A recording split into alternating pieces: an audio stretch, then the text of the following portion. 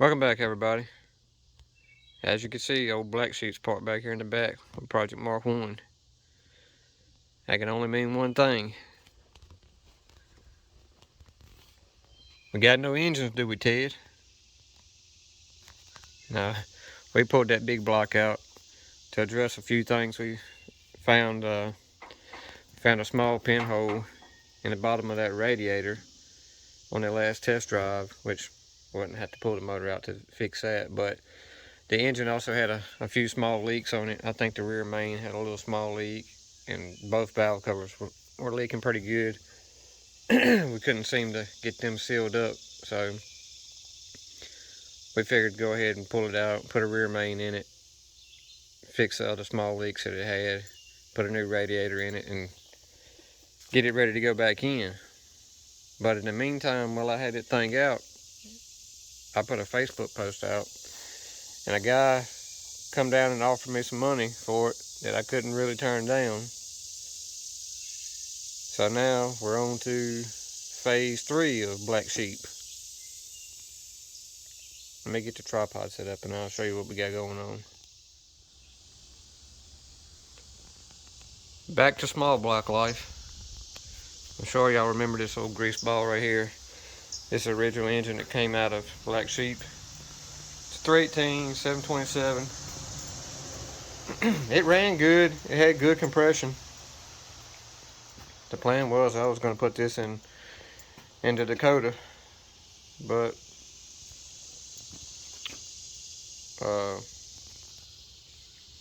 yeah, we sold the big block, so looks like now it's going back in its home where it belongs. Lucas had did one round of degreasing on this thing.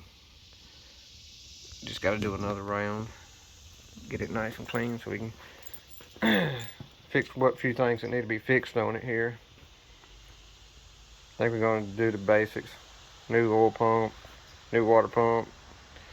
It had a new fuel pump on it, so the fuel pump's good. Freshen up all the gaskets on it, give it a fresh coat of paint. We got a dual plane intake for it, set of headers and some other dress up items to throw on it. Yeah, I'm gonna let him get busy degreasing this thing here. When we get to taking it apart, I'll come back and show y'all what we're working with. In other news, I did pick up a 5.9 for Project Mark 1. So whenever we get time to get around to that, there's another 727 I'll pair with that thing.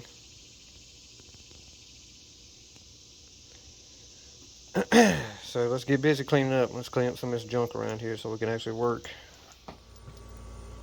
Okay, y'all, we got it degreased there. So now we're gonna start taking this thing apart a little bit here and see what we're working with. This will be the first time we've been inside of it. Being that's an 87 model with the 302 heads,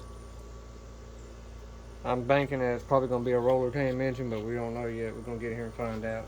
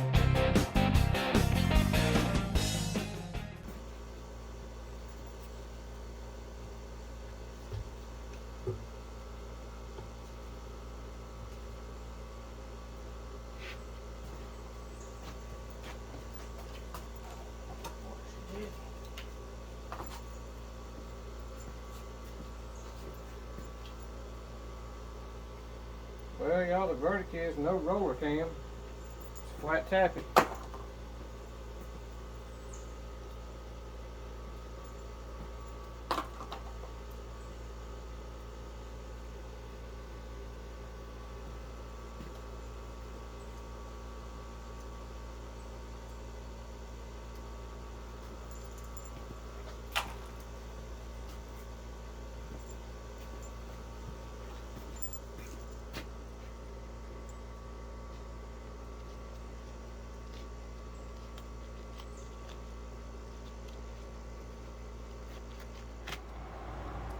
Okay, y'all, we got the intake off of it there. Let me see if I can move y'all in here without taking you off the tripod.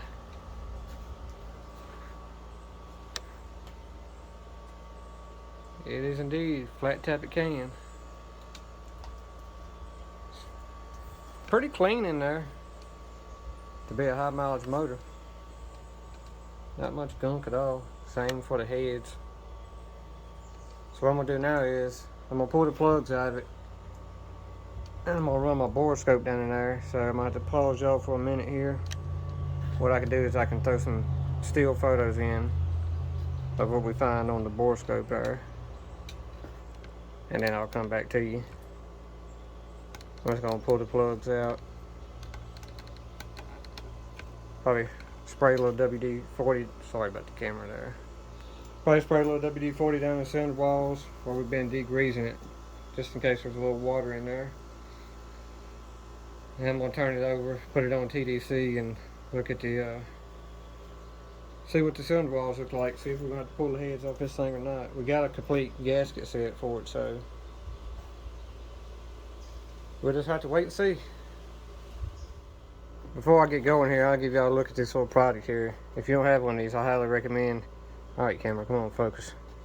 Highly recommend y'all pick one of these up. You can find these on Amazon for about 25-30 bucks. Basically all it is a battery bank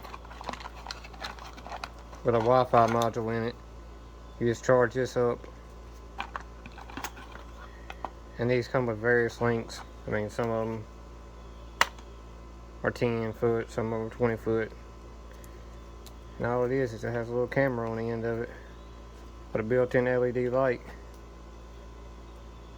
And you connect it to your phone via Wi-Fi. Some of them work off Bluetooth. This one's a Wi-Fi one. And you can just snake it. These little cables are flexible, so you can snake it in tight spots. It comes with a bunch of little attachments. You got one with a magnet on it, one with a hook, charging cable. So for 30 bucks, it's a neat little tool to have in your toolbox.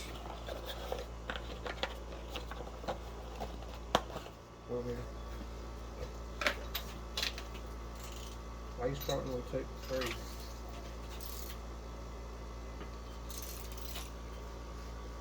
It'll be easy, don't break it.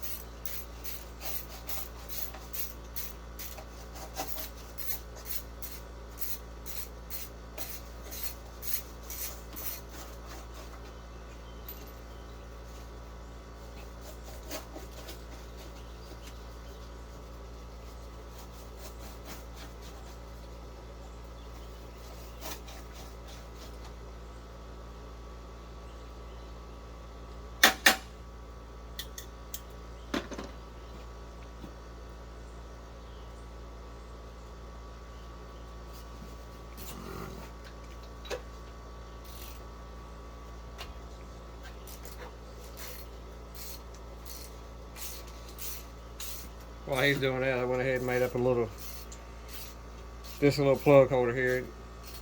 Just something we can refer back to if we run into an issue, so we can diagnose what cylinder it come off of.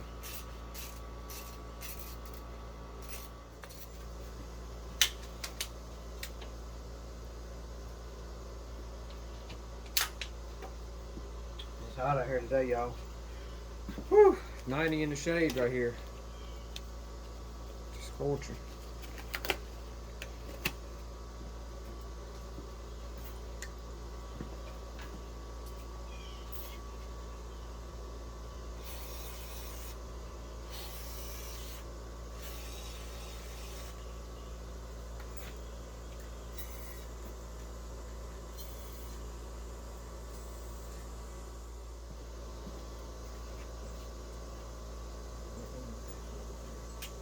Hold it in there.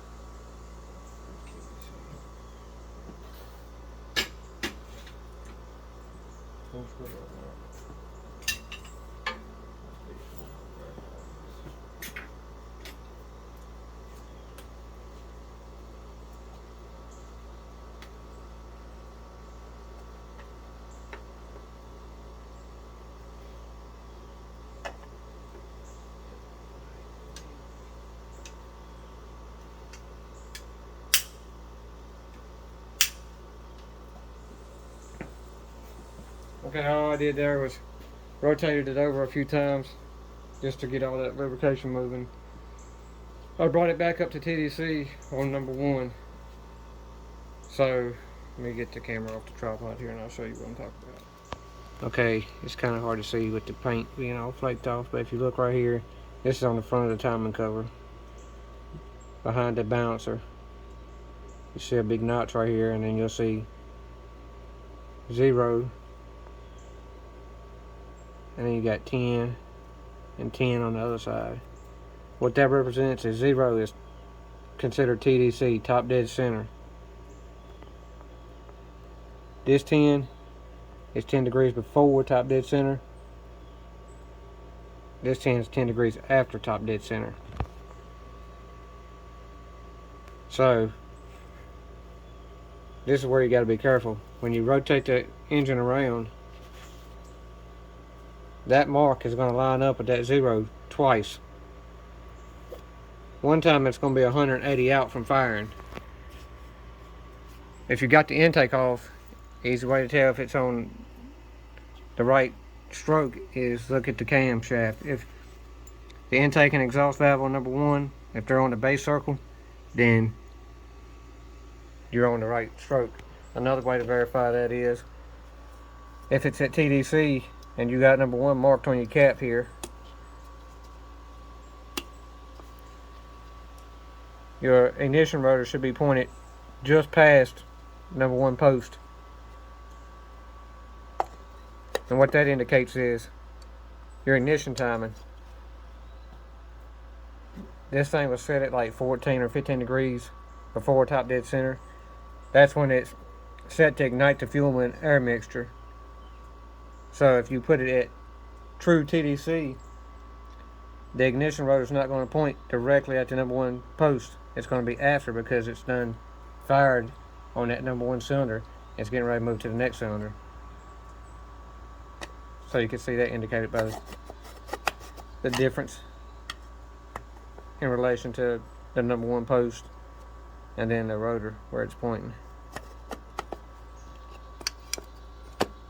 If it was 180 out, your ignition rotor would be back here on the back side.